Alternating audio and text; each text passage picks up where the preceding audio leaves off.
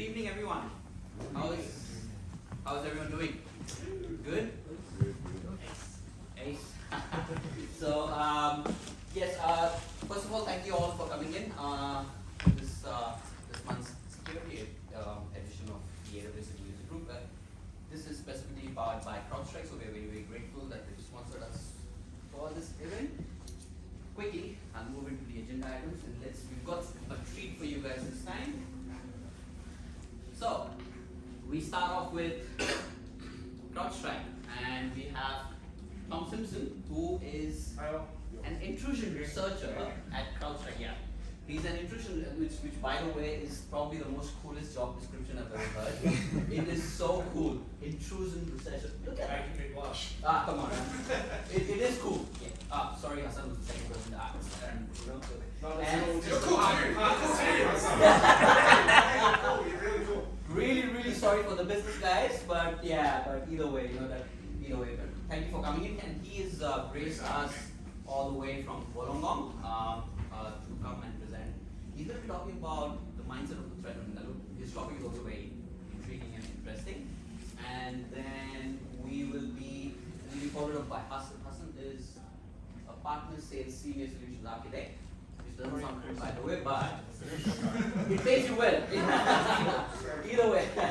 So he's going to be talking about AWS security. I think that was potentially the new service which was released recently. So you guys are probably one of the first ones to have a preview of that, which is really cool. And we will end the day with some food and drinks.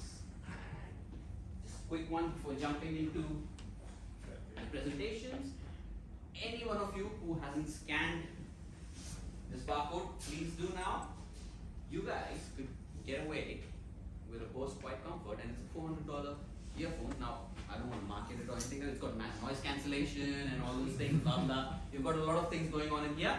I would suggest you scanning it now, because we plan on announcing the winners at the end of this presentation. Alright, so Without the CrowdStrike for doing the giveaway tonight. and yes, this wouldn't be possible without CrowdStrike. It's because of their support that we are able to organize this giveaway. So please take full advantage. You could $400, so the market for itself. Either way, without further ado, I will hand it over to Tom. And let's have fun. Cheers. Good evening, everyone. Can you all hear me okay up the back? Yep. Loud and clear, don't need to use the mic. Is this thing on? Alright, can you hear me better now? Can you hear me okay still? Alrighty, threat hunting mindset. Yes. It's been recorded, please.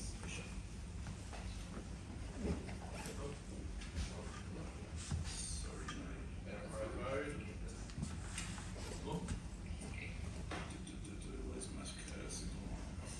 Good man. I'm not going to put keys in cybersecurity, so we are essentially seeing what he's got in there. Ironical, right? No, it's all in his mind. It's all in my mind. Once I can find my cursor.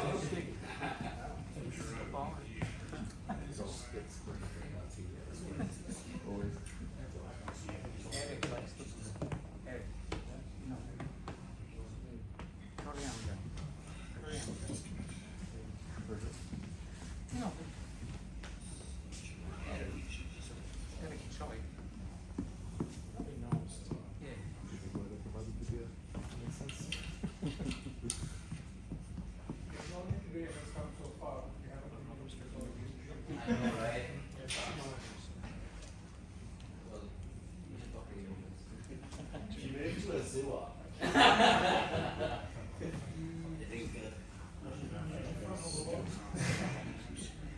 which is weird. Is it like when I'm just It should be mirrored because it should be. yeah. Sorry guys.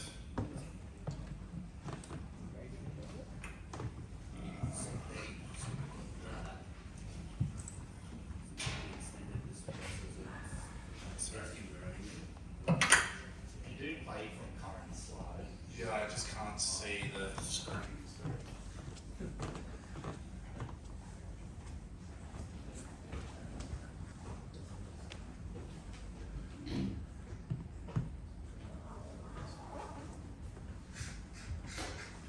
Sorry, guys.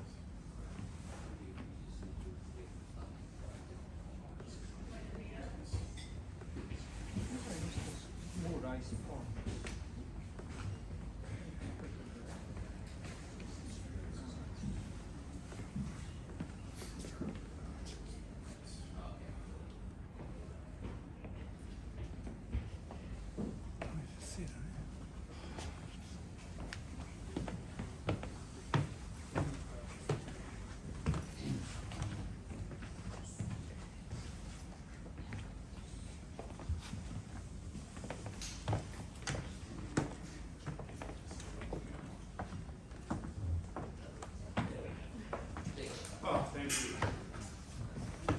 Alrighty, threat hunting mindset. Everyone can hear me good. Thanks for coming. Thanks for having me, especially Waller 7 and AWS. Really appreciate having me tonight. My name is Tom Simpson. I'm an intrusion researcher with the Falcon OverWatch team. If I am in trouble, please call me Thomas. That's what my mum calls me when I'm in trouble. I've been with cybersecurity for about 7+ years. Before that, I was in Defence Force, contracting for a number of Defence Force supporting organisations. I live down in Wollongong on the beach, nice and close to the beach, get to walk my dog and go for swims and that sort of thing. So just an hour south of here. So today, what are we going to be talking about? Understanding the threat landscape, because we need to have an understanding of what's going on in the current cyber threat landscape to know how to defend against it. Threat hunting methodologies, threat hunting case studies, so we'll show you some actual activity that we've uncovered on the Falcon OverWatch team, and some resources and recommendations to get you started threat hunting in your own organisations. So, the current threat landscape. Recently we released the Global Threat Report, which is our yearly report from CrowdStrike Intelligence that details all of the threat landscape, all of the observations that we've made over the last year. So I'll be speaking about the breakout time, access broker boom, the proliferation of access brokers, adversaries moving beyond malware, the actual interactive intrusions in general, and the crowd threat landscape. So moving into breakout time. So what is breakout time, first of all? So breakout time we define as the time that an adversary that's hands-on gets initial access to your organization, to a beachhead host, the first host that they get access to, their initial access point, and they move to an additional host within your environment via lateral movement. We call that the time delta between those two different events, the breakout time. Breakout time reduced to 1 hour and 24 minutes in the last year. So the time from an adversary gaining initial access to your organization, moving to an additional host in your environment with valid credentials or however they may be laterally moving, 1 hour and 24 minutes. That was reduced from 1 hour and 38 minutes in the previous year. So we constantly see this breakout time reducing. That is for a number of reasons. Adversaries have increased access to valid credentials, increased access to privileges that allow them to laterally move within your environment, and also increased access to exploitation or different tools that allow them to laterally move. You need to be beating that 1-10-60 rule. Detect in 1, analyze or investigate in 10, remediate or contain in 60.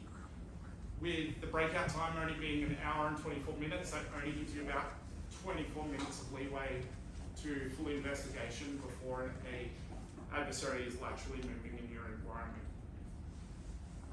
The access broker boom. So what are access brokers? Access brokers are e-crime adversaries that their main objective is to gain access to credentials or gain persistence in an environment and sell that access on the dark web or access broking forums. We're seeing increases in the advertisements of valid credentials being sold on the dark web increase by 112%, so more than double.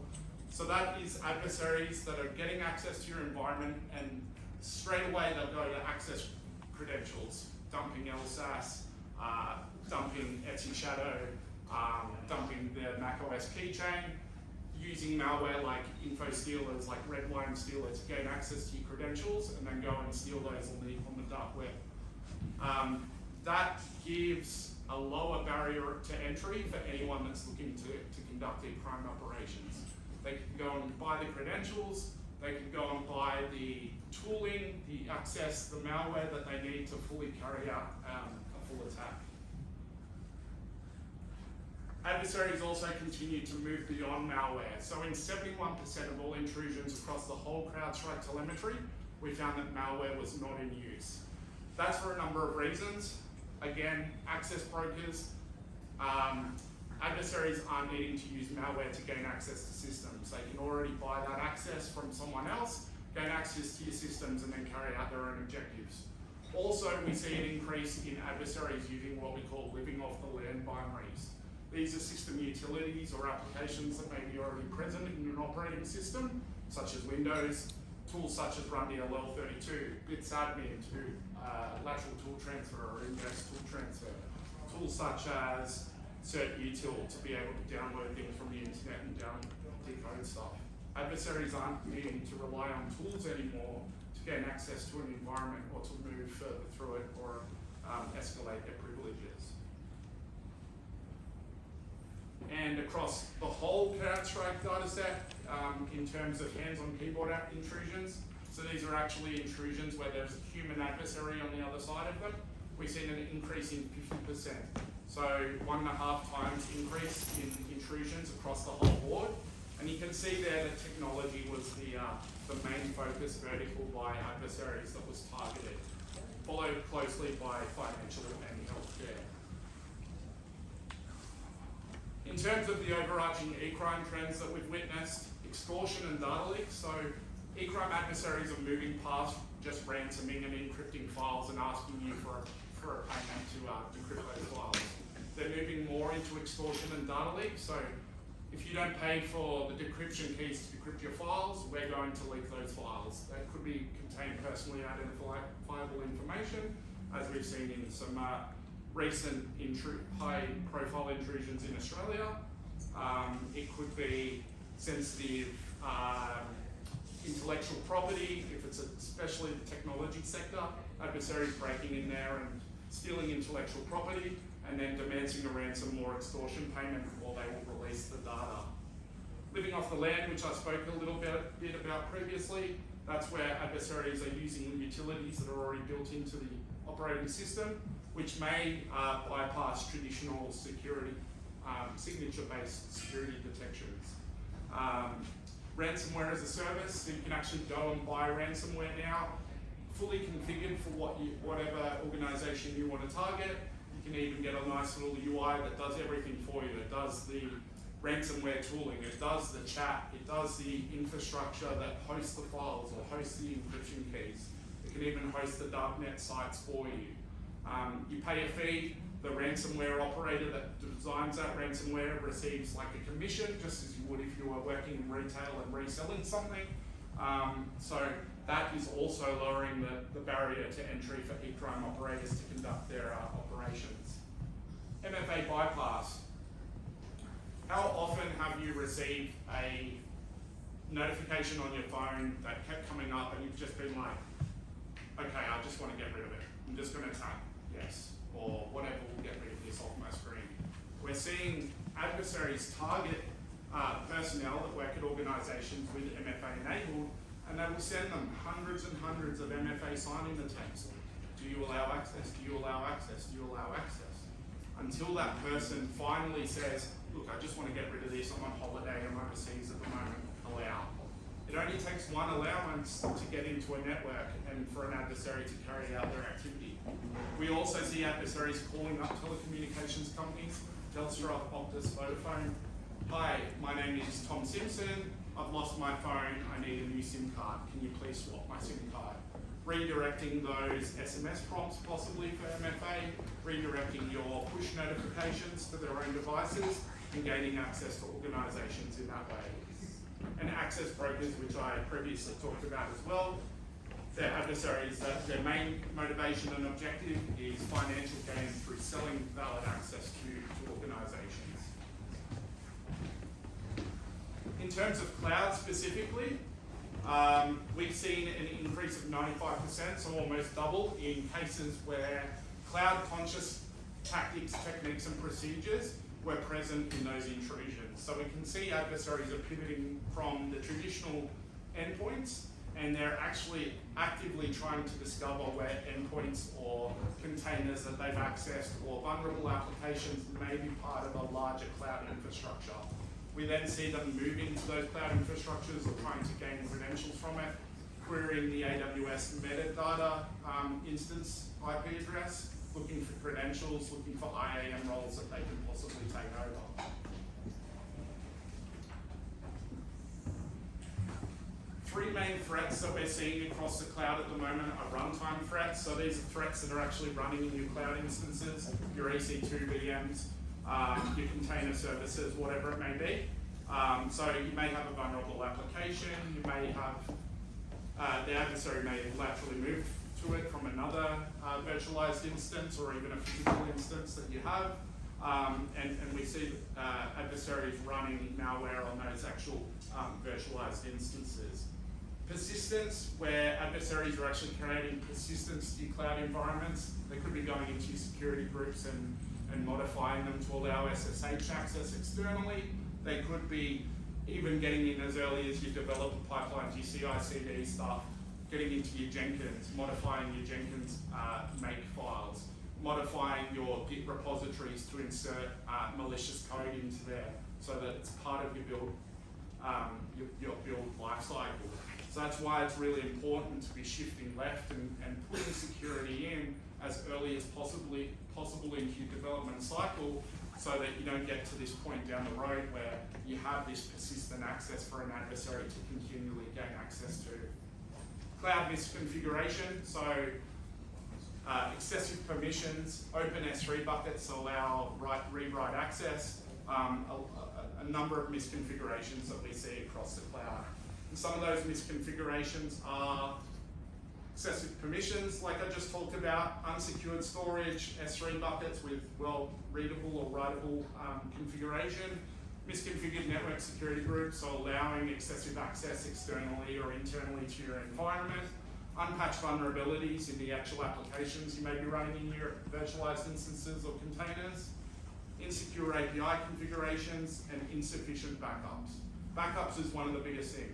If you get attacked and ransomed, if you have a great backup plan, you can back up, you can restore. If you backed up last week, if you backed up last month, a year ago, who knows how much data you've lost. So it's really important to have a great backup plan. So with all these threats, how do we combat this? I've spoken about valid credential usage. I've spoken about adversaries not using malware, which are typically detected by your normal security products. How do we actually hunt for these adversaries? And threat hunting is one solution that can really help with these advanced adversaries that are delivering these hands-on keyboard attacks. So threat hunting, SANS has a really good definition of it. It's a proactive approach designed to uncover threats that lie hidden in a network or system, evading more traditional security tools. And I really like that.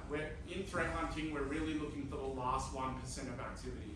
That activity that may have evaded your traditional security tooling, your next generation AV, your EDR, your XDR, whatever it may be. We're actually looking for those sophisticated hands-on attacks that are designed to evade those solutions. They're designed to blend in with legitimate administrative activity, which without additional context, without this threat hunting, you wouldn't see. So there's three main ways that we carry out this threat hunting: through statistical analysis, hypothesis testing, and retrospective indicator searches. And we're really looking for, as I said, the stealthy attacks, active intrusions, hands-on keyboard activity, and e-crime adversaries that are really advancing in their tactics, techniques, and procedures that they're using to meet their objectives. Going into those threat hunting methodologies in a bit more detail, statistical analysis. This is where we're really comparing how often do I see this activity in my environment? how different is this activity to what the normal baseline of activity is in an environment. We're really looking for those outliers, looking at all our data, what is unique within our environment, and then running additional hunting and additional analysis based on that data. Excuse me. Retrospective analysis. So that is leveraging new intelligence, new indicators of compromise, new indicators of misconfiguration, knowing how an adversary acts and looking back at our past intrusion data or our past event telemetry to try and uncover new attacks from new information that we've received, new intelligence. And CrowdStrike's always pumping new intelligence into our platform. We get it from multiple areas. The threat hunting that we do ourselves pumps back into our intelligence from the lessons that we've learned. We also have hundreds and thousands of customers with hundreds and thousands of sensors across the board, ingesting telemetry all the time, and we run machine learning and artificial intelligence across that to really dig out new indicators. And hypothesis testing. This is where our threat hunters really get to use their expertise and their knowledge to find activity. We're really in hypothesis testing, coming up with a hypothesis, knowing how the adversary operates or believing to know how they operate and emulating that activity so that we can possibly find intrusions that are driven by hands-on keyboard adversaries. So where does threat hunting fit into your security lifecycle?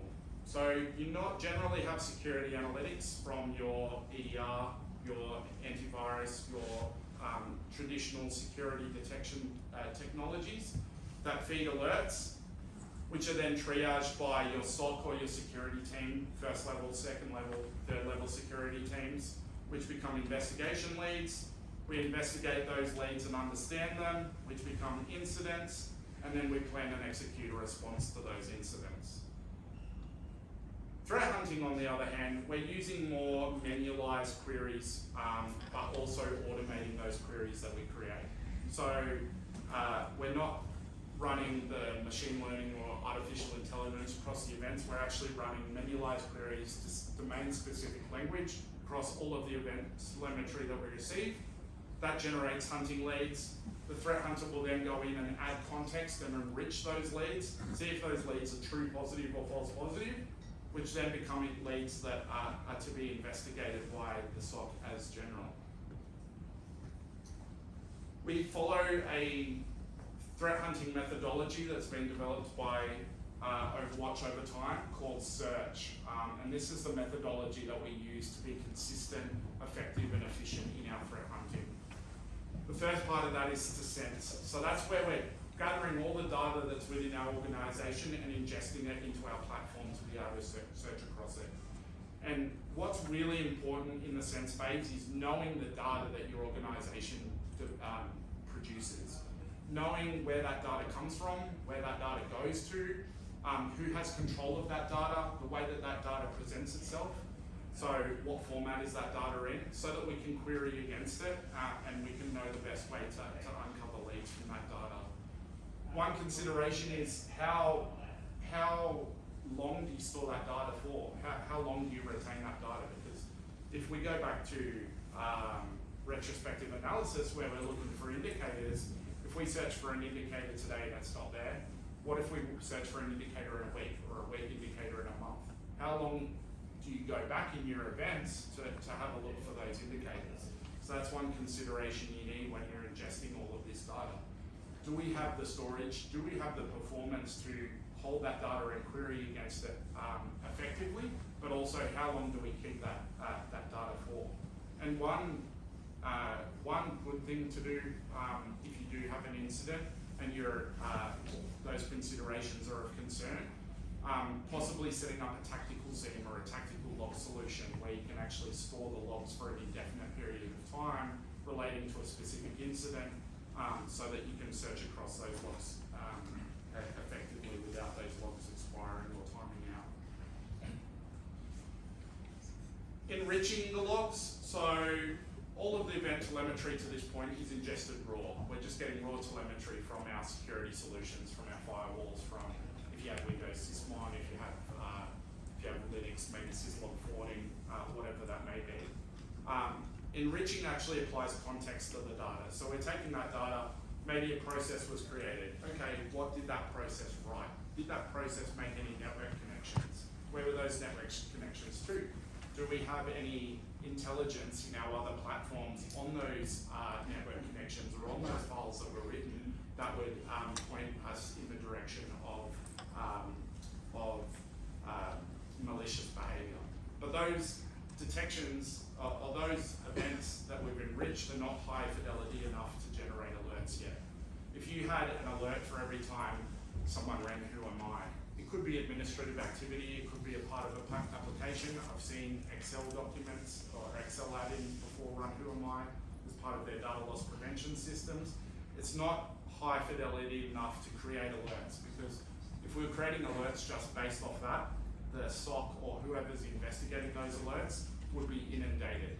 You'd quickly be burned out from the number of things that you're investigating.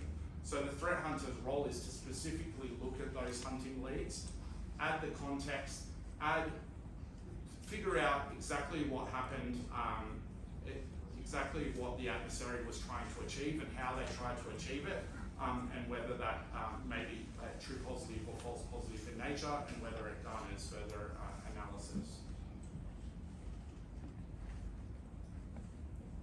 When we move into the analysis phase, we're actually gaining clusters of those hunting leads. So we may have a hunting lead for a user running Who Am I, we may have a hunting lead for a domain that was reached out to that matches one of our indicators of compromise.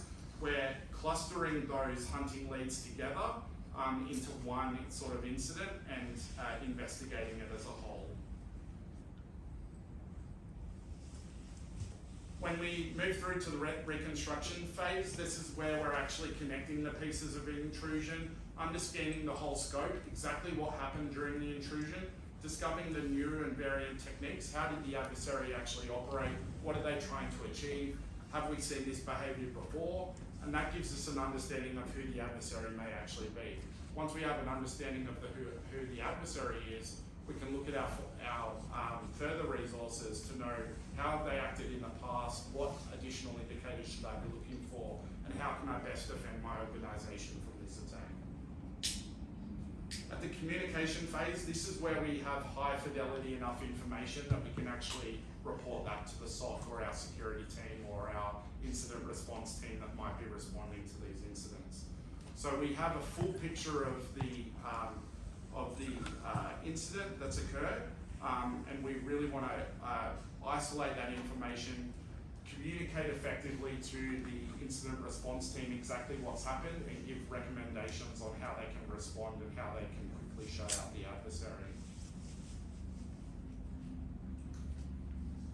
All of this need to be done in the 84 minutes.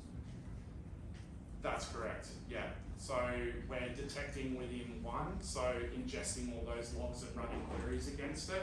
We're then analysing within 10, so that will get passed on to our threat hunters. They correlate those leads, which are generally bubble to the surface because we work on a cardinality model, which if, say there's one event, like I was talking about, Who Am I, that might not be enough to investigate for suspicious purposes. But if you have Who Am I with a domain indicator, with a malicious artifact, with a user creation, that is enough to for us to start analysing within that 10 minutes, get a picture of exactly what's happening, and then communicate that effectively to the incident response team, who then have that hour to respond and shut the adversary out.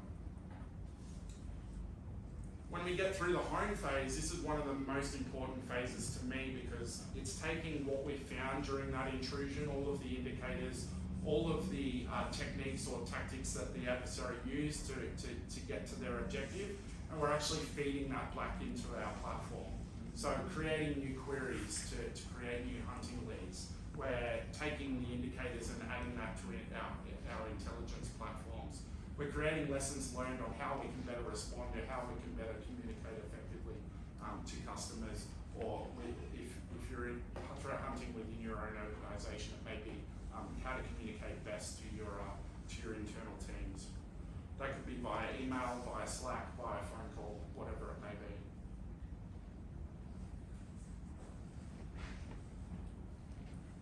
So we'll take a look quickly at some case studies and then some recommendations. So this was a case study where we had an unidentified adversary that was trying to deploy the sliver implant and also targeting cloud credentials. So like I was speaking about before, we actively see adversaries pivoting from the traditional endpoint and trying to discover if an endpoint is part of a larger cloud infrastructure. So an unknown adversary conducted malicious interactive activity against multiple Linux cloud servers, and they were able to exploit a vulnerability that existed in one of the accessible PHP applications. From there, the adversary ran discovery commands for system, software, network configuration, and code repository information. They quickly queried the AWS metadata instance API, looking for credentials, and they also created some persistence in the form of, I believe it was Amazon SSM, where they were having a Python reverse shell automatically execute once a EC2 instance was spun up. Another case study we uncovered, which was Indrix Spider. Indrix Spider are an e-crime adversary that were deploying C2 tooling via a drive-by compromise campaign known as soft goldish. So fake browser update gets delivered to the user executes that fake browser update. That was running a ton of discovery and reconnaissance, passing that back to the adversary. The adversary was then taking a look at that reconnaissance and planning their hands-on keyboard attack based on that. So if you had a host that was domain joined, you'd receive a CrowdStrike implant. If the host was not domain joined, you'd receive a net support remote access Trojan instead. And the reason for that was the adversary was actually looking to gain access to systems that might not be organization joined, but if it's a home system, maybe you log into your work portal to check your emails occasionally, or maybe you connect to some other work system from you bring your own device, laptop or desktop, but you have some sort of credentials stored on there. So the net support route would then conduct information stealing, conduct credential access, try to look at your web browser's session history, steal any tokens, steal any credentials, and then access your organization that way. If you're already domain joined, you'd receive a CrowdStrike implant, and the adversary would very quickly move towards deploying ransomware. Some threat hunting resources if you want to get started threat hunting within your own environment. CrowdStrike, as I was speaking about, we released the annual threat hunting report and the global threat reports from our intelligence and OverWatch teams. They're a really good read, show the current threat landscape and the observations that we've made over the last year. Also, we release blogs and crowdcasts from time to time, thought leadership articles and that sort of thing, which build on our threat hunting, and we try to talk about the way that we can actually conduct threat hunting at CrowdStrike. SANS have a really good white paper, especially for AWS, on getting started threat hunting in AWS, using stuff like CloudTrail API logs, stuff like CloudWatch, ingesting stuff from agents running on your EC2 instances, and threat hunting amongst that data. They also have a great course, Sec 541, which is cloud specific, but threat detection and creating actual queries and detections within those environments. 5 recommendations: know your data. Like I was speaking before about the sense in search, ingesting all of that data, knowing where you're ingesting, knowing where your organization is creating data, where that data goes to, where it comes from, how it's formatted, so you can effectively query against it. Creating a baseline of your data as well to know what is different, what is abnormal to our normal business operations, what is an abnormal event, so you can create clusters of those abnormal events, join them together, add context, enrich them, and hunt amongst it. Build on experience. Human adversaries are prolific at the moment. Hands-on keyboard activity is prolific. The best thing to go against a human adversary is a human itself. Technology solutions will stop 99%. As I said, we're looking for the last 1%. You need to effectively harness the humans that are already working in your organisation, that know the intricacies of your business, know how your organisation operates, know what is out of the normal for your business, or from events that are being generated by your cloud, so that you can hunt against it. Know your adversary, know the way that adversaries operate and what adversaries are targeting your vertical. If you're in healthcare, know the adversaries that are targeting the healthcare vertical. Know the tactics, techniques and procedures that they're using, the objectives that they're trying to achieve, and you can better defend against blocking those tactics or techniques that they're using, or the tooling that achieves those tactics or techniques, so that you're in a better stance to protect your organisation. Hunt relentlessly. So adversaries operate around the world 24/7. They take holidays the same as us. They are humans after all. We do actually see a diminishing number of intrusions around February, the start of February, which is Chinese New Year. Adversaries are humans. They're hunting relentlessly. They live all across all time zones of the world. You need to be hunting relentlessly as well. As I was saying before, you may receive a tipper from your threat intelligence platform that has an indicator, and a lot of organisations will take a one point of time look at that indicator.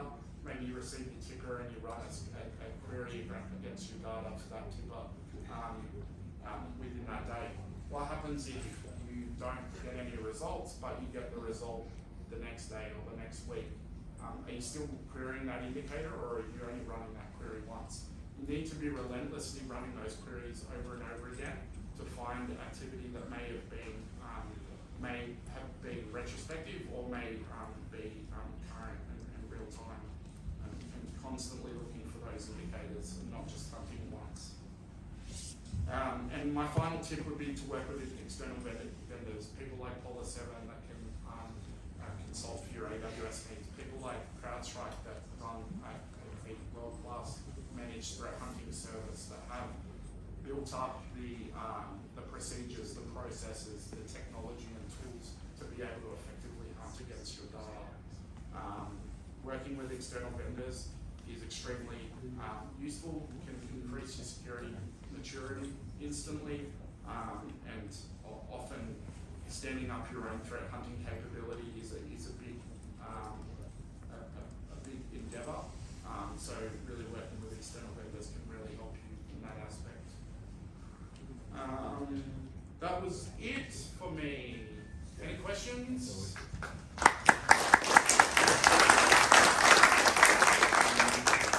Any questions at all, guys?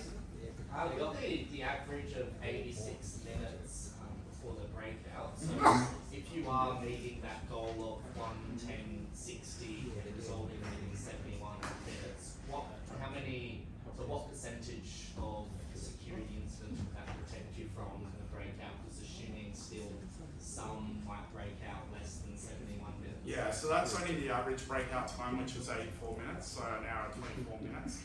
We've seen adversaries break out within as little as 4 minutes. So an adversary will gain initial access, they'll conduct reconnaissance or discovery activities as soon as they get in, and if they already have valid credentials because they've bought them off an access broker, they'll laterally move within as little as 4 minutes. That's really just a average representation that you need to be not only meeting that 110-60 rule, but really doing better. You need to be doing it as effectively and efficiently as possible and relentlessly, because as I said, if you're only hunting for indicators of compromise, which a lot of organisations do and call it threat hunting, and it's really an ad hoc approach, we receive a tipper. That tipper has 20 SHA-256 hashes in it. I'll search across that for my data. What happens if we search and then the activity happens a minute later or an hour later? You need to relentlessly be searching across your data, querying that data with automation from your manualized queries that have been created by your threat hunters to find that activity and really respond to it as soon as possible. It's also worth noting that that average is just getting shorter every year. I think it was Shorter 96 every- at 2021, 84 in 2022, so every year it's getting less and less.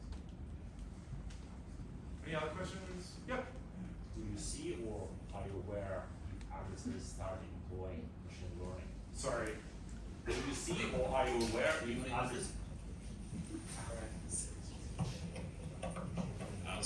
So do you see or are you just aware if adversaries start deploying machine learning for the attacks? So we don't have visibility ourselves of their adversary systems and what they're doing. I know that adversaries and the big thing, I know you asked about machine learning, but the big thing at the moment would be generative AIs like ChatGPT, that sort of thing. There's been huge discussions of adversaries creating malware just from ChatGPT alone. You can quickly look at videos of bypassing EDR or bypassing different technology platforms using ChatGPT. So there are definitely adversaries that are using AI and machine learning to their advantage. We don't have full visibility of exactly how, but we know that it's obvious that they are. Yep.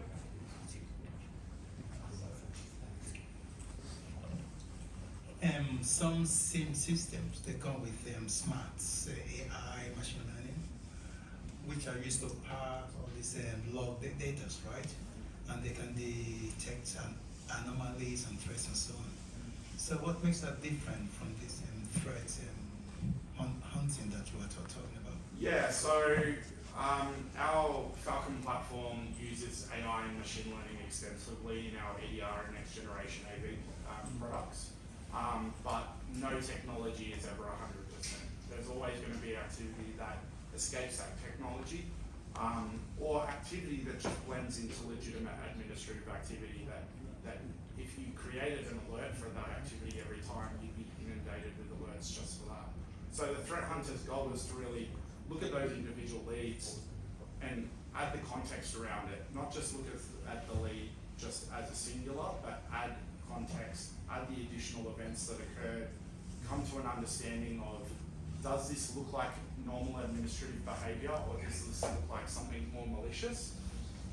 We're not coming to 100% determination either, because companies will have different ways that they administer things, different processes in place that may look malicious but not necessarily be. So we're adding all of the context, all of the events, and then communicating that to the customer to be like, does this look legitimate to you?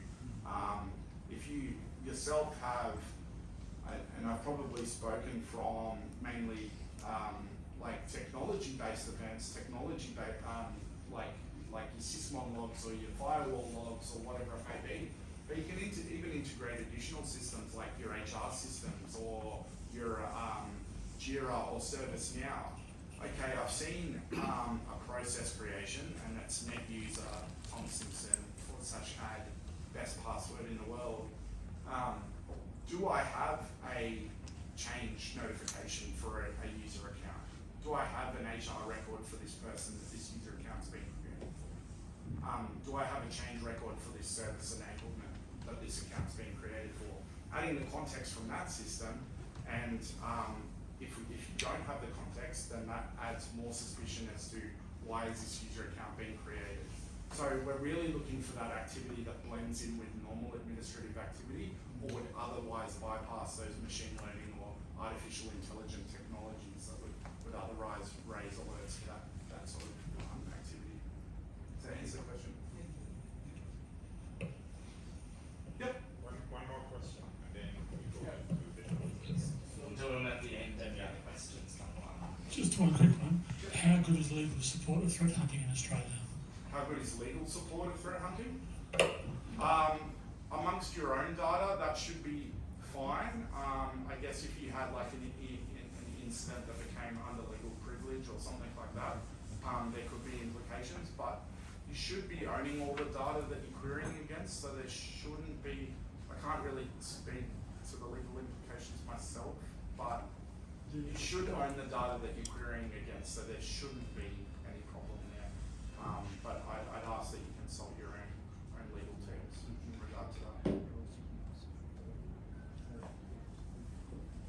Thanks, guys. Thank you.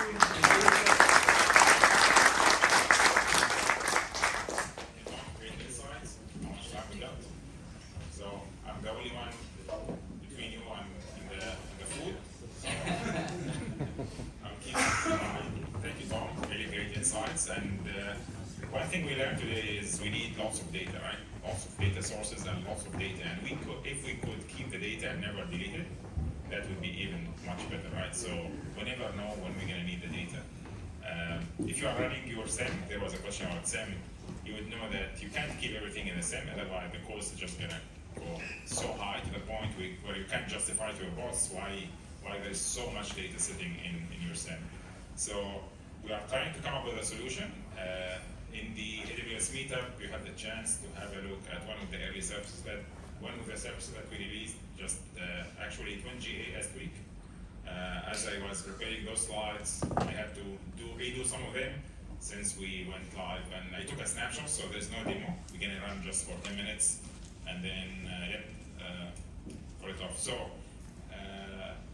if you were to do a threat hunting exercise or cybersecurity analysis in general, one of the key challenges you're gonna face is really the data, right? The data is inconsistent. It comes in multiple formats. The data, sometimes you don't have control over the data. It might be sitting with a SaaS provider, and you can't really run machine learning algorithms on top of that data because it's sitting somewhere else on the cloud. It's possible as well that you don't have sufficient data, right? So there are so many reasons why you're gonna face real challenges with the data, and your threat hunting exercise might start as a data engineering exercise, but then get stuck there, right? If you don't have access to the right tools. Now, there's a growing volume of data. Data just grows exponentially, and the more data sources you bring into this data intelligence platform that you have, the more challenges you will have as those data would grow. Performance, you will have performance impacts, you will have cost impacts as well. So what we are trying to do with the Amazon Security Lake is to imagine a world where we could automatically build a security lake. So it's a data lake, but for security purposes, and we could do it perhaps in minutes.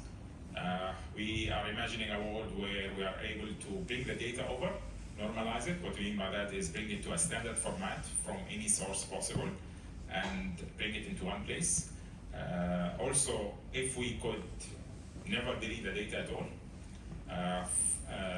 we might move it to a different storage class. That would be even great. But if we ever need to come back to that data, and there is a justification for bringing that live again, then we'll be able to do that in seconds. And finally, we have the choice of our analytical tools. So the idea here is not to compete with what exists out there in the market, but enable you to have a data lake on the side. That data lake is well integrated into the rest of the data analytics and security analytics ecosystem, your SIEM tool of choice, for example, and at the same time be able to store the data efficiently in a well-architected environment, in a secure environment, with full access to the data, and at the same time choose to go over or switch over to a different tool if you needed to, and then see the data as well. So this is how Security Lake looks like from a better view. As you see at the bottom, S3, so that tells us that we have high durability here. It's the 11 nines of S3. It's cost effective, one of the most cost effective solutions out there for storage. If you are on a specific, the more you use of S3, the less you spend actually on S3. It comes with intelligent tiering, it comes with multiple tiers of storage as well. So that's all available, and it's going to be available to Security Lake. Now on top of it, if you were to build this data lake on your own and then to achieve your threat hunting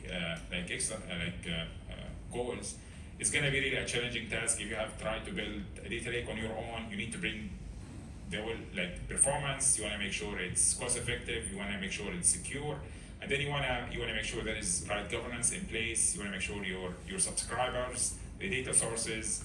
You want to look after partitioning. You want to look after normalization of the data. So there are lots of things that could happen. CloudTrail is one of the data sources, but there is VPC flow logs. There are a few other areas.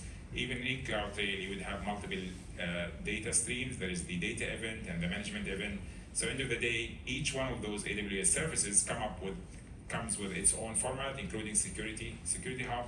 But then if you widen the picture and say, what about my Okta logs? What about my CrowdStrike, Falcon logs, right? What about any threat intelligence that I have? What about my HR logs? Even what about my application logs? A few years back, when I was like a software engineer, I know that my application log was really for us in the application team. Security team had the challenge around bringing that data over to SIEM because they needed to standardize the format, and correlation was super hard. So that's what Security Lake is trying to do. And then what you see on the right side is your tool of choice for the analytics part. Now, the question might be how we could do this at AWS, and actually we wouldn't be able to do it with everyone putting their contribution.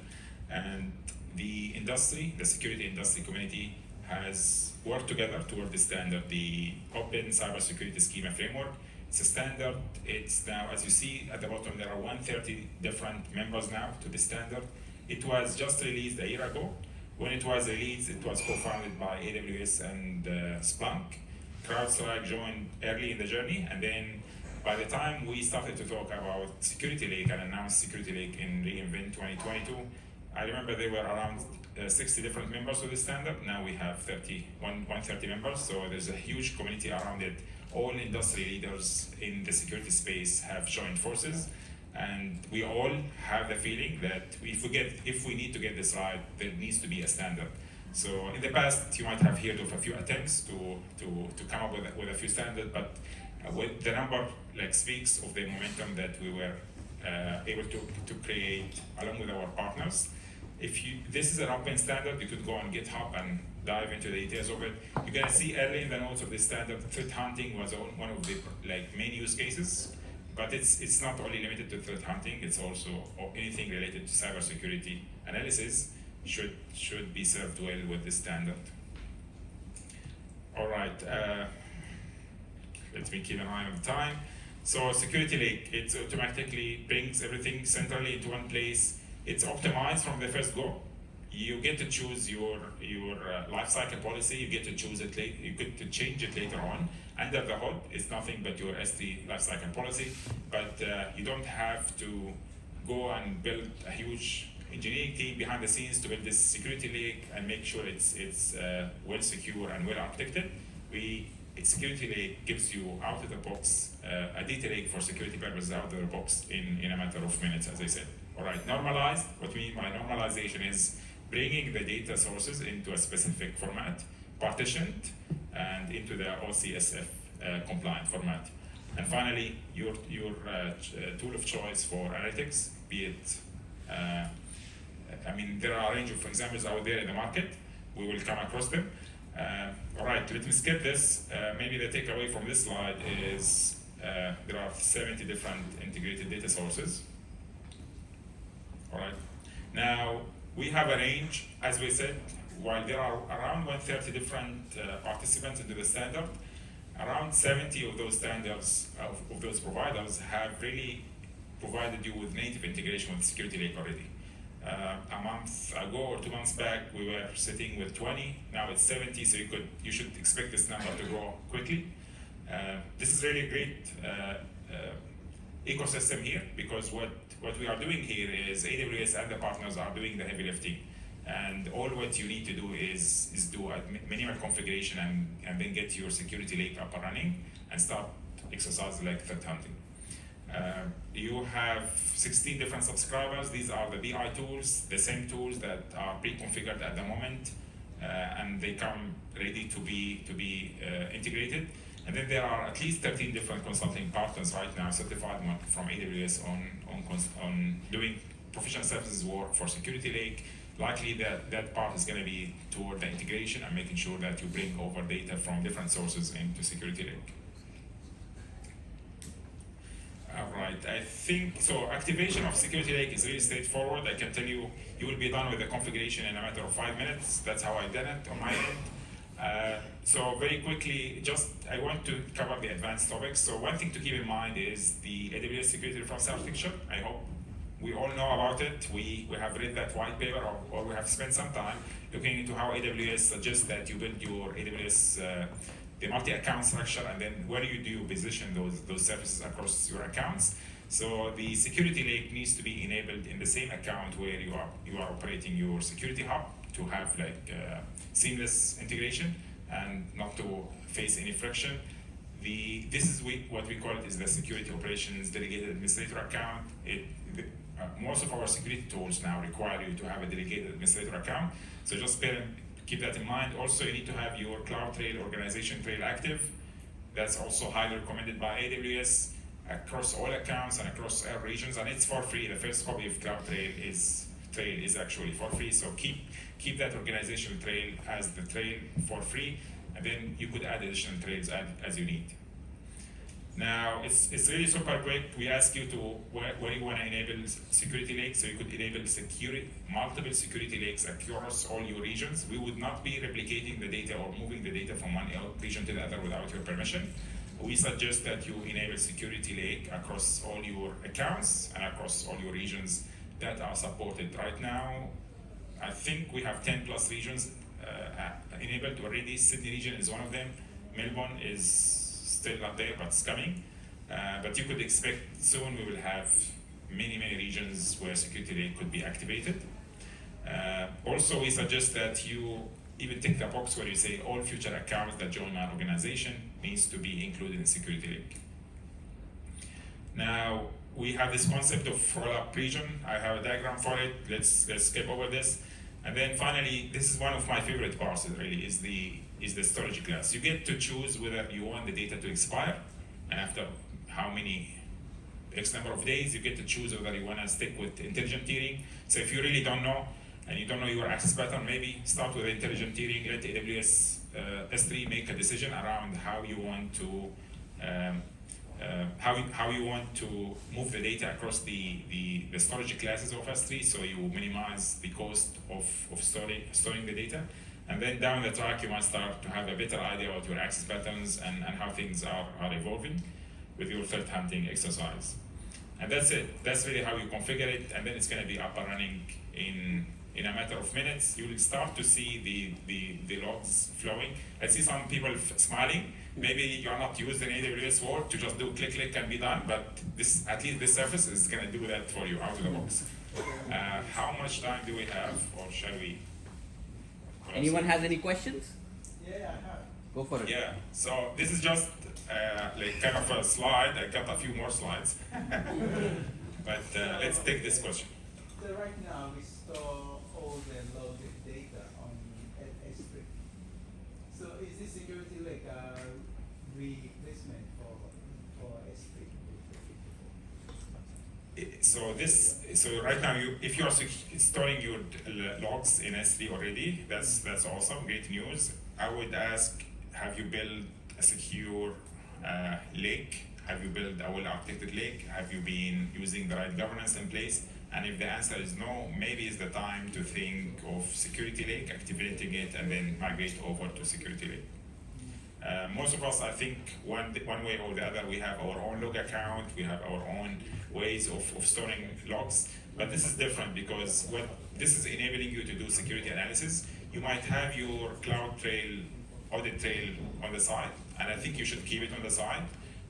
This is for something else. This is for maybe for your auditors, right? But this is for your threat hunters and people in your organization who are doing security analytics.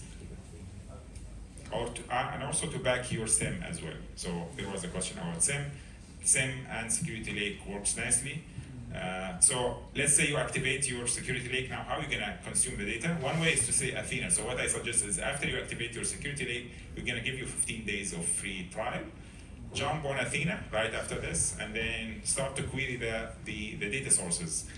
If you don't know how to build a query, that's fine. Just right-click, review a table, and then we show you a query like this. And now you start to get a sense of the data and what's coming through, and then start to venture from there. Another way of consuming the data is QuickSight and OpenSearch, two AWS services, two snapshots I took from there. You could see on the right side diagram, you see this anomaly in the middle. So this is from CloudTrail. So this is one way of you starting to make sense of the data, and you you could, as you start to visualize the data and look into patterns, you might jump back into Athena and dive deep into the data. So that's one way of doing it. But we are not really limiting you to AWS tools.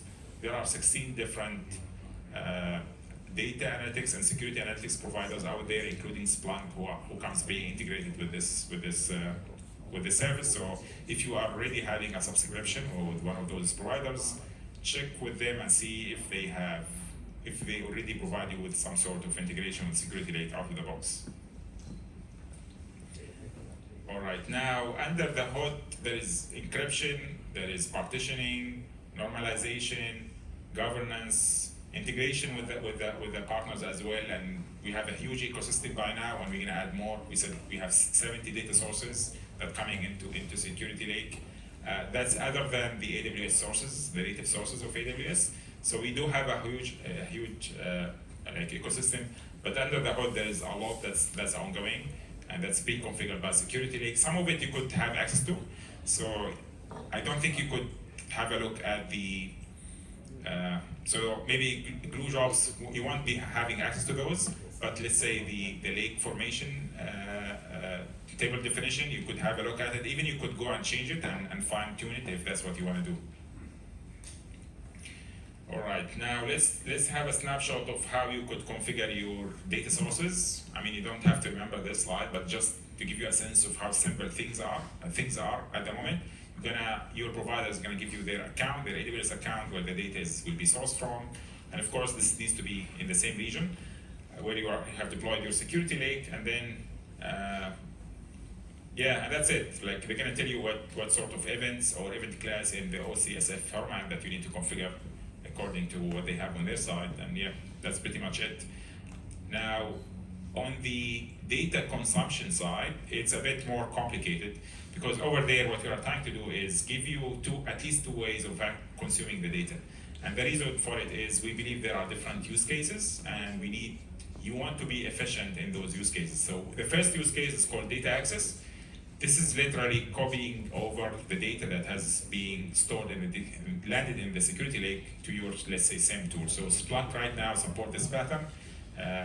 You could configure, we ask you to, Splunk really, what they would do is they would give you the instructions to go and configure a subscriber in the Security Lake, and every time there is an event that would land into the Security Lake, a copy will be pushed over to Splunk. Why you want to do this? Because you might have certain activities in Splunk, you might keep the data in Splunk for a limited time, you might copy a subset of the data into Splunk, so you don't have to choose to copy all your data sources, but you could bring all the data sources that you have in your organization to the AWS Security Lake, because that's where you could keep things efficiently for indefinite amount of time, and then have your SIEM tool have a subset of the data that you need. The other pattern, which tends to be more efficient, is the query access. We would even expect Splunk to support this down the track, but the idea here is the data is not moving anywhere. You are executing a query on top of this data using lake formation, through lake formation extended tables, if you have experience with that.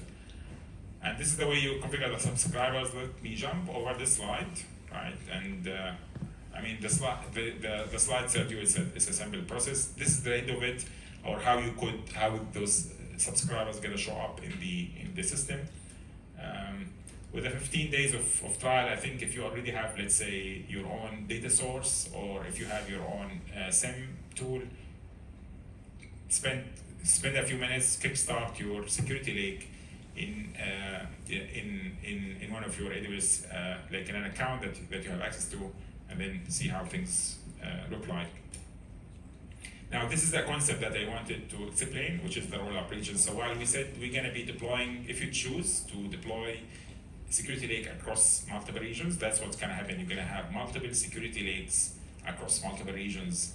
And the question here will be how, if you have, let's say, certain data residency requirement, let's say you have multiple security operation centers, what we have here in the slide, one in Europe and one in the Americas. So you could choose to say all my Security Lakes in the US will be aggregated into one region, and then everything else will move to another region. So this way you respect the data residency requirement. If you have any down the track when we support Melbourne region, you might say, I only have one operations team, I don't have too many cybersecurity engineers, they don't need to hop between two different consoles or two different tools.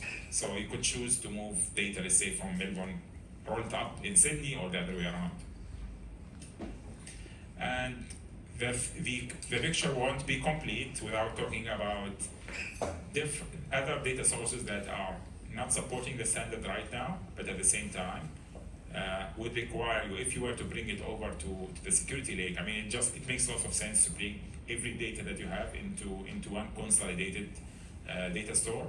So that if that is the security lake, the question is, how do you bring resources that don't comply with the standard right now and might not provide you with the support out of the box. So what we have done is, if you are paying attention to the AWS blog post, is we have published a new article that describes how to bring data over from Azure to AWS for the purpose of security lake. So now this diagram looks a bit complicated or intimidating. The diagram helps you appreciate really what goes under the hood, but at the same time, you don't have to do all the plumbing on your own. Along with the article is like an AWS sample of a CloudFormation template.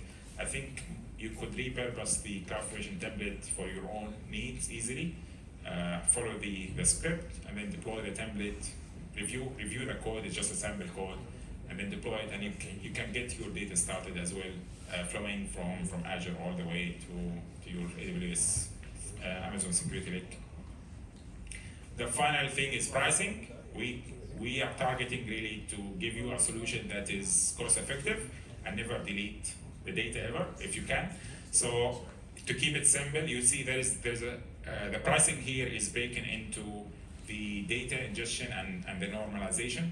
So we are trying to be transparent as well. We believe it's important to break these down because data could come to AWS later on normalized. So you shouldn't be like double paying. At the moment, the data you bring over, pre-normalized from one of those integrated 70 plus integrated partners, will not charge you for this. All the time, even if you enable your security lake for 15 days, just pay attention that you're going to be paying for the S3 storage, right? So keep that in mind all the time. The underlying resources, especially S3, that's chargeable, whether it's an AWS source or an non-AWS source. But for AWS sources, most of the charges really goes for the AWS sources. The non-AWS sources, they are already on AWS, and they're gonna come normalized because it's from one of our partners. So we will only charge you for the S3 storage. And that's pretty much it. Thanks, guys. Fantastic presentation from Hassan and Thomas. Thank you so much, you guys. Special shout out to CrowdStrike again for sponsoring us this event. So before you guys go, I do not want to interrupt a lot before you enjoy a delicious pizza.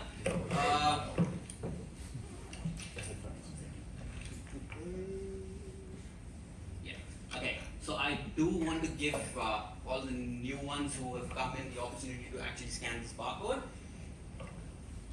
because you could actually win a Bose Quiet Comfort. So what I'm going to do is, I'm going to turn it on for another 5 minutes. I'll keep the draw open for another 5 minutes, and I'm more than happy to announce the winners outside if you guys want to enjoy your delicious pizzas, and then we can go from there. Without further ado, thank you so much everyone for coming in. Packed crowd. Lovely. Thank you so much. I'll let you guys enjoy. Thank you guys. Yeah, I'll see you next month.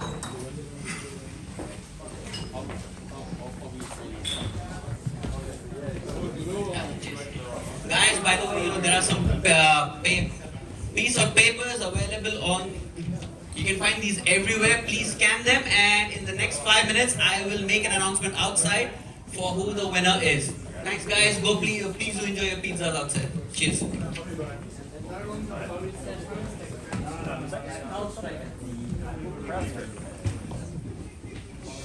Headphones specially curated by CrowdStrike, so they're safe. Did you get it?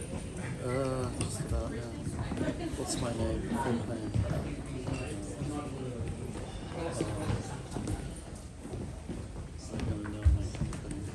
I just put SIP for that, right?